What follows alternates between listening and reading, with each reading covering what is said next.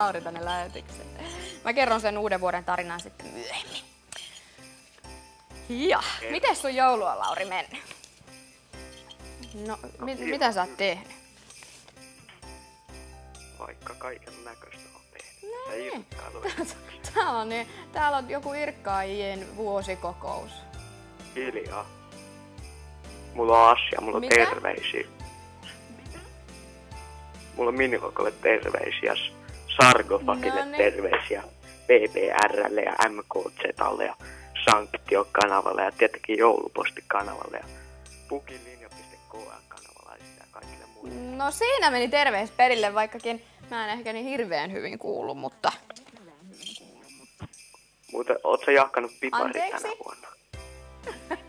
Olen syönyt piparia, mä en ihan hirveän hyvin kuule, mutta...